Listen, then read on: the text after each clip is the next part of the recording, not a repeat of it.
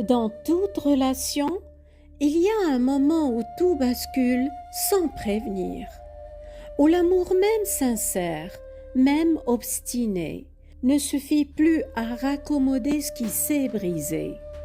Non pas parce qu'on n'aime pas assez, non pas parce qu'on n'a pas assez essayé, mais parce que quelque chose dans la structure du lien s'est définitivement rompu.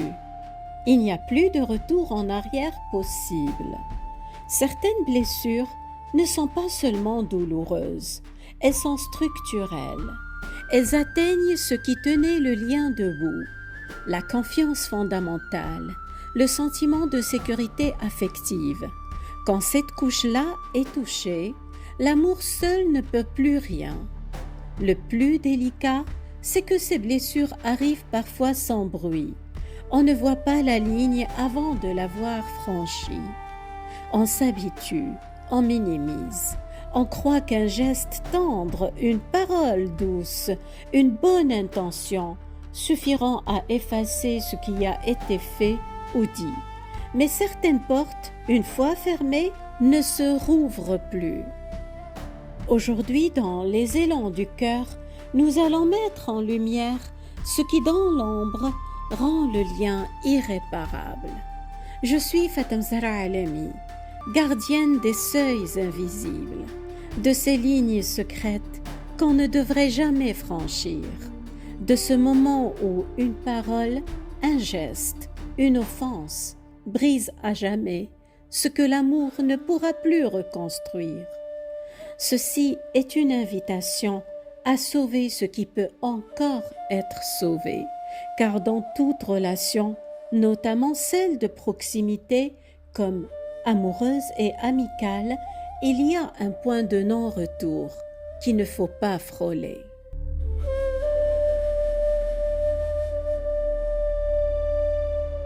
On croit souvent qu'un couple se détruit à cause des disputes, des désaccords ou des périodes difficiles.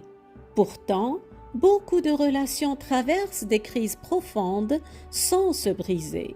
Elles vacillent, elles souffrent, parfois elles s'éloignent, mais elles gardent encore quelque chose d'essentiel, la possibilité de réparer. Et puis, il existe autre chose, des moments où la relation ne se fissure pas seulement en surface. Quelque chose se casse dans la structure même du lien. Une sécurité disparaît, une confiance s'effondre, une image de l'autre se transforme brutalement. Et parfois, il suffit d'une seule fois pour que celle-ci soit la première et la dernière. Parce que toutes les blessures relationnelles ne fonctionnent pas sur l'accumulation. Certaines agissent comme une fracture nette. Une seule parole peut suffire, une seule humiliation, une seule trahison. Un seul moment où l'on découvre soudainement que l'espace relationnel n'est plus sûr.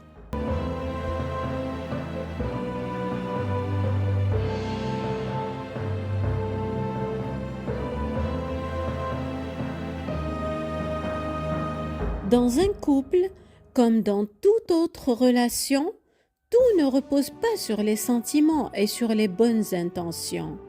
Une relation repose surtout sur une base essentielle. Tant que cette base tient, la relation peut traverser des tempêtes sans s'effondrer. Le lien peut survivre à beaucoup de choses, mais il ne survit pas toujours à la destruction du respect, de la sécurité ou de la confiance fondamentale. Ce n'est pas une simple dispute, ce n'est pas un malentendu, ce n'est pas une période de fatigue. C'est quelque chose qui se brise à l'intérieur même de l'architecture qui faisait tenir la relation. Parfois, c'est une parole qui n'aurait jamais dû être dite, un geste qui détruit la confiance, un mensonge non digéré, un besoin fondamental ignoré, une limite franchie. Ce qui est cassé ici, ce n'est pas l'amour. L'amour peut être encore là, sincère, douloureux. Mais la structure, elle, ne tient plus. Et sans structure, l'amour n'a plus de sol où s'enraciner. Il flotte, il s'épuise. Dans beaucoup de couples, on parle énormément de communication. On répète qu'il faut parler, expliquer, dialoguer, faire des efforts. Mais il existe des situations où le problème n'est plus un manque de communication.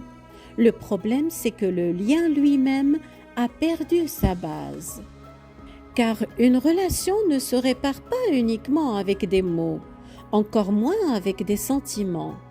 Elle se répare avec certaines conditions invisibles, la sécurité émotionnelle, la responsabilité relationnelle, la capacité de reconnaître la souffrance causée, le respect des limites, la cohérence entre les paroles et les actes.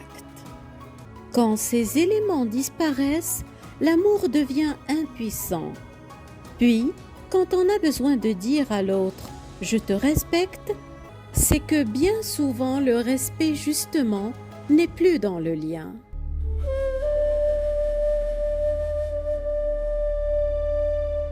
Il y a des seuils dans une vie que l'on ne connaît pas avant de les avoir atteints.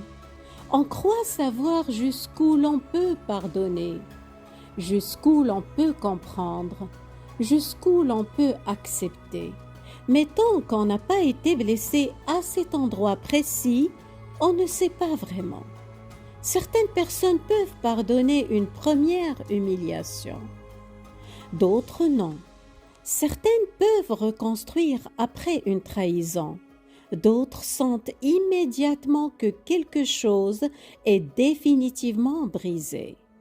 Et cela ne signifie pas qu'elles aiment moins, cela signifie simplement que leur seuil interne a été franchi, car chacun possède des limites relationnelles différentes, des seuils de sécurité différents, des lignes rouges internes qui, une fois franchies, transforment irréversiblement le regard porté sur la relation. Il y a des blessures qui créent de la douleur et il y a des blessures qui modifient la perception même du lien. Ce n'est plus ce qu'il m'a fait, c'est ce qu'il est devenu à mes yeux.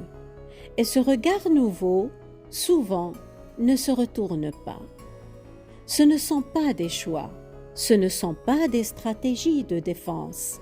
C'est la carte intime de ce qui, pour vous, rend un lien encore vivable ou définitivement impossible.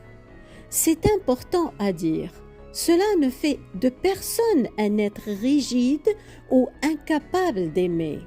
Cela fait de vous quelqu'un qui connaît bien son point de non-retour dans la relation et le respecte.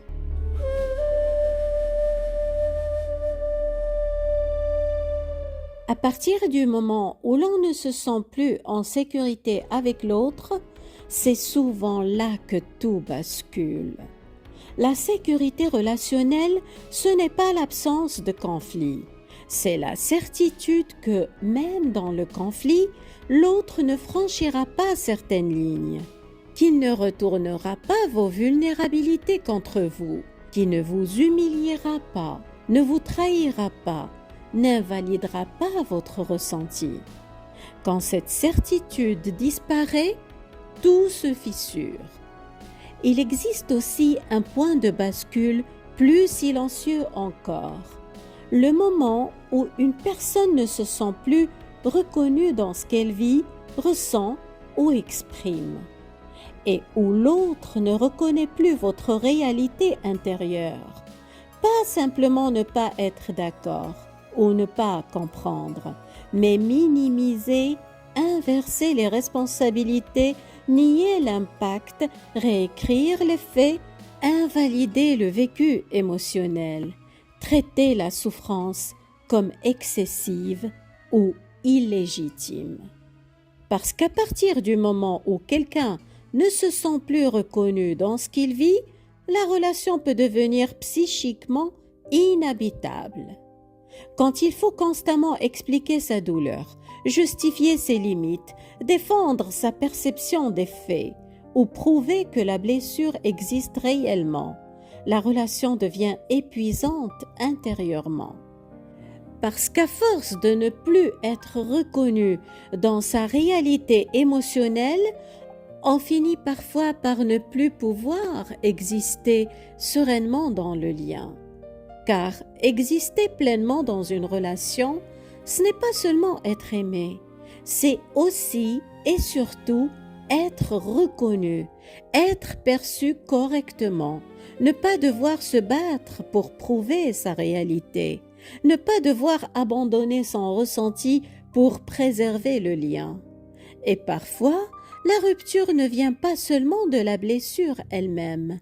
Elle vient du fait que, même après avoir blessé, l'autre ne comprend toujours pas ce qui a été détruit. Chaque tentative de réparation devient fragile. Les mots perdent leur poids. Je suis désolé sonne creux. Je vais changer ne rassure plus. Même les gestes tendres, même les attentions, même les preuves d'amour, tout semble insignifiant. Non pas parce qu'on est devenu exigeant ou amer, mais parce que le problème n'est plus seulement émotionnel, il est devenu structurel. C'est comme si la maison avait pris l'eau, non pas un toit qui fuit, mais des fondations qui pourrissent. On peut repeindre les murs, changer les meubles, aérer les pièces, mais si les fondations sont pourries, rien ne tiendra jamais vraiment.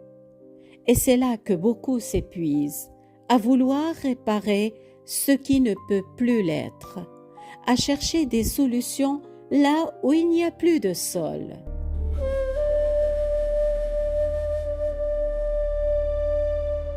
Aimer quelqu'un ne suffit pas toujours pour continuer. Beaucoup de relations ne se terminent pas faute d'amour. Elles se terminent parce que l'un des deux ne croit plus que le lien peut rester sain, protecteur ou digne de confiance. Et cette différence est importante, car on peut encore aimer quelqu'un tout en comprenant que la relation ne peut plus offrir les conditions nécessaires pour continuer à construire ensemble. C'est une évidence dérangeante, parce que notre culture nous répète l'inverse. Si vous vous aimez vraiment, vous trouverez une solution. Quand on aime, on pardonne. Mais pardonner ne veut pas dire continuer.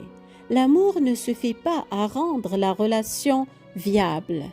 Parce qu'une relation pour continuer n'a pas besoin seulement d'amour. Elle a besoin d'un terrain où l'amour peut pousser. La confiance, le respect, la sécurité, la réciprocité, la possibilité de traverser les fragilités humaines sans franchir certaines limites irréversibles. Et enfin, la certitude que les limites et les besoins seront entendus. Si ces éléments manquent, l'amour devient une plante sans racines. On l'arrose, on s'en occupe, on espère, mais ça ne tient plus. Et parfois la décision la plus lucide et la plus douloureuse est de reconnaître que l'on peut encore aimer quelqu'un tout en sachant que l'on ne peut plus rien construire avec lui. Ce n'est pas un échec, c'est une lecture.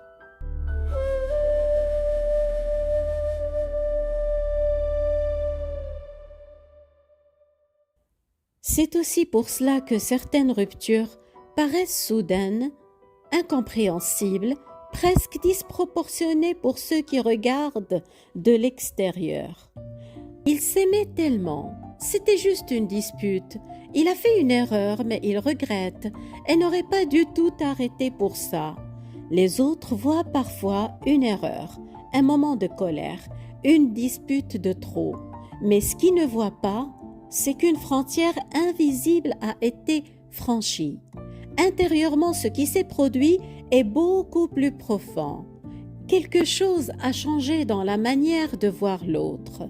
Une frontière que l'on ne connaissait pas avant de l'avoir franchie.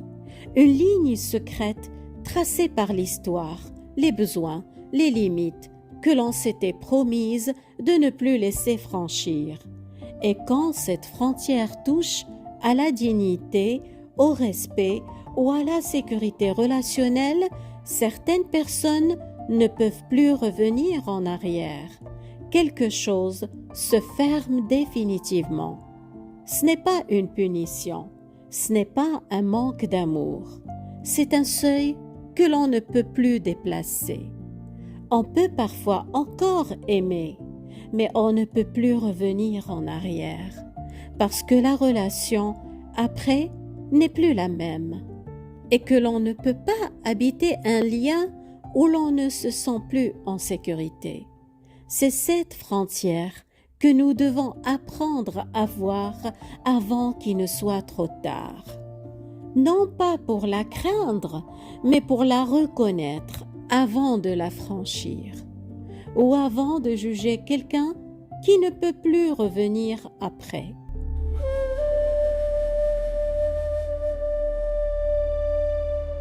Un couple ne devient pas irréparable parce qu'il traverse des difficultés. Il devient irréparable quand les conditions nécessaires à la réparation disparaissent. Quand la confiance est trop abîmée pour être reconstruite. Quand le respect a été brisé à un endroit qui ne se soude plus. Quand la sécurité relationnelle n'existe plus, même après les excuses et les promesses. L'amour peut être là, mais l'amour seul ne reconstruit pas une structure effondrée. Parce qu'une relation a besoin de bien plus que des sentiments pour être vivable. Elle a besoin de sécurité, de réciprocité, de respect, de limites entendues. Quand ces éléments s'effondrent, l'amour n'a plus de lieu où se poser. Alors, ce que j'espère vous avoir éclairé aujourd'hui, c'est ceci. Vous n'êtes pas condamné à réparer l'irréparable. Vous n'êtes pas faible parce que vous ne pouvez pas continuer. Vous n'êtes pas rigide parce qu'une frontière franchie ne se déplace pas. Vous êtes simplement lucide. Mais nous n'avons pas tout dit. Parce que dans une rupture, il y a souvent deux rôles. Celui qui part et celui qui reste. Ceux qui partent ne traversent pas tous la même histoire. Certains ont passé des mois, parfois des années, à douter, à espérer, à s'épuiser. Ils ne partent pas par légèreté. Ils partent parce que continuer leur coûtait plus que de dire adieu. Mais d'autres qui ont été blessés une seule fois, une seule parole, un seul geste. Et cette unique fois a suffi à tout faire basculer, parce que la blessure a touché quelque chose d'essentiel, leur dignité, leur sécurité affective, leur capacité à faire confiance. Et là, plus rien ne peut être reconstruit, même si l'amour est encore là. Mais celui qui reste, lui, se réveille un jour dans une maison vide. Il n'a pas vu les signes. Il n'a pas mesuré l'usure. Il pensait que l'amour suffirait. Il pensait que le temps arrangerait tout. Il pensait qu'une relation était acquise de manière définitive, jusqu'à ce qu'il découvre trop tard le contraire, que parfois il suffit de ce qui semblait un rien pour franchir ce point de non-retour. Parfois, ce n'est pas celui qui part qui abandonne, c'est celui qui par indifférence, par orgueil, par aveuglement, a cessé d'être présent bien avant que l'autre ne franchisse la porte. Et parfois, ce n'est pas celui qui reste qui est victime, c'est celui qui malgré tout a épuisé sa capacité de tolérance jusqu'au bout. La vérité est rarement à une seule place. Elle est souvent partagée comme un sol lézardé où chacun a mis du sien. Alors, si tu es du côté de celui qui reste, Avant de juger celui qui part, interroge-toi, qu'as-tu fait ou pas fait pour que le lien devienne invivable? Et souviens-toi que parfois, on ne voit pas la douleur de l'autre parce qu'on regardait ailleurs. Puis, peut-être que la plus grande preuve d'amour envers soi-même et envers l'autre est de reconnaître que ce lien, malgré tout ce qu'il a été, ne peut plus être ce qu'il devait être. Prenez bien soin de vous et des relations qui comptent pour vous avant qu'il ne soit trop tard.